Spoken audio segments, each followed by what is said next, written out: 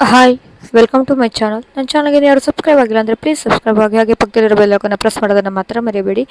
ಇವತ್ತು ನಾನು ಒಂದು ಗೋವಿಕಾಯಿ ಬರುತ್ತಲ್ವ, ಆ ಕುಂಬಳಕಾಯಿದ ಹಲವು ಮಾಡೋದನ್ನು ಹೇಗೆ ಅಂತ ತೋರಿಸ್ತಾ ಇದ್ದೀನಿ. ಅದಕ್ಕೆ ನಾನು ಒಂದು ಅರ್ಧ ಕೆ ಜಿಗಷ್ಟು ಕುಂಬಳಕಾಯಿನ ತೊಗೊಂಡು ಅದನ್ನು ತುರಿದಿಟ್ಕೊಂಡಿದ್ದೀನಿ. ಇದನ್ನು ಸಿಹಿ ಕುಂಬಳ ಅಂತಲೂ ಹೇಳ್ತಾರಲ್ವ ಅದು. ಅದಾದ ನಂತರ ಒಂದು ಪ್ಯಾನ್ನ ಇಟ್ಕೊಂಡಿದ್ದೀನಿ. ಪ್ಯಾನಿಗೆ ಒಂದು 2 ಸ್ಪೂನ್ ಆಗೋಷ್ಟು ತುಪ್ಪನ ಹಾಕ್ಕೊಳ್ತಾ ಇದ್ದೀನಿ. ತುಪ್ಪನ ಚೆನ್ನಾಗಿ ಬಿಸಿ ಮಾಡ್ಕೊಳ್ತೀನಿ.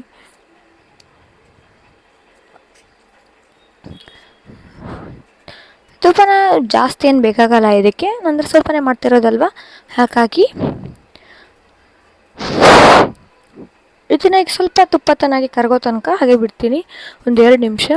ತುಪ್ಪ ಚೆನ್ನಾಗಿ ಕರಗದ ನಂತರ ಇದಕ್ಕೆ ನಾನೀಗ ತುರಿದಿಟ್ಕೊಂಡಿರುವಂಥ ಕುಂಬಳಕಾಯಿನ ಹಾಕ್ಕೊಳ್ತೀನಿ, ಅಥವಾ ಗೋವೆಕಾಯಿ ಅಂತಲೂ ಹೇಳ್ತಾರೆ. ಅದನ್ನು ತುರಿದಿಟ್ಕೊಂಡಿದ್ದೀನಿ ನಾನು. ಅದನ್ನು ನಾನು ಹಾಕ್ಕೊಳ್ತೀನಿ.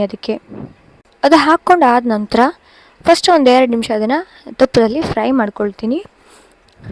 ತುಪ್ಪದಲ್ಲಿ ಫ್ರೈ ಮಾಡ್ಕೊಂಡು ಆದ ನಂತರ ಇದಕ್ಕೆ ನಾನು ಸುಮಾರು 1 ಕಪ್ ಆಗುವಷ್ಟು ತುರಿದಿರೋದಿತ್ತು. ಅದೇ ಪ್ರಮಾಣದಲ್ಲಿ 1 ಕಪ್ ಆಗುವಷ್ಟು ನಾನು ಸಕ್ಕರೆನ ಹಾಕ್ಕೊಳ್ತಾ ಇದ್ದೀನಿ.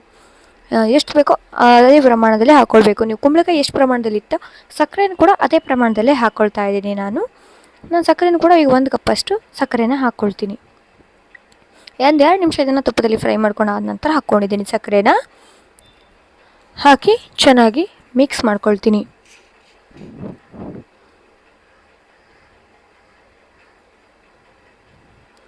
ಚೆನ್ನಾಗಿ ಮಿಕ್ಸ್ ಮಾಡ್ಕೊಂಡು ಆದ ನಂತರ ನೋಡಿ, ಈಗ ಸಕ್ಕರೆ ಎಷ್ಟು ಚೆನ್ನಾಗಿ ನೀರು ಬಿಡುತ್ತೆ ಅಂತ ಹೇಳಿ. ಇದಕ್ಕೆ ಎಕ್ಸ್ಟ್ರಾ ನೀರೆಲ್ಲ ಏನೂ ಬೇಕಾಗಲ್ಲ. ಕುಂಬಳಕಾಯಲ್ಲಿ ತುಂಬ ನೀರಿನ ಅಂಶ ಇರುತ್ತೆ, ಹಾಗಾಗಿ ಸಕ್ಕರೆ ಕರಗದ ಮೇಲೆ ಅಂತೂ ತುಂಬ ತೆಳ್ಳಗಾಗಿಬಿಡುತ್ತೆ ಇದು.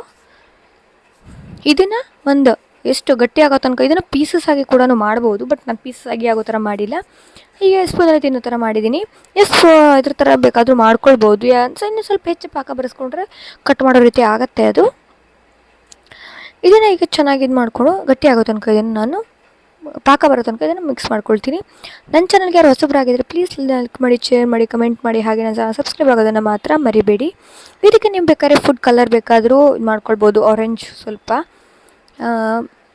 ಹಾಗೆ ಸ್ವಲ್ಪ ಬೇಕಾದ್ರೆ ಏಲಕ್ಕಿ ಪೌಡರ್ ಬೇಕು ಅಂದರೆ. ಇಲ್ಲಾಂದರೆ ಕುಂಬಳಕಾಯಿ ಸ್ಮೆಲ್ ಹೋಗ್ಬಿಡುತ್ತೆ. ಏಲಕ್ಕಿ ಪೌಡರ್ನ ಜಾಸ್ತಿ ಹಾಕ್ಕೊಂಡ್ರೆ, ಬೇಕು ಅಂದರೆ ಒಂದು ಚಿಟಿಕೆ ಆಗುವಷ್ಟು ಹಾಕ್ಕೊಂಡು ಇದನ್ನು ನಾನು ಚೆನ್ನಾಗಿ ಮಿಕ್ಸ್ ಮಾಡ್ಕೊಳ್ತೀನಿ.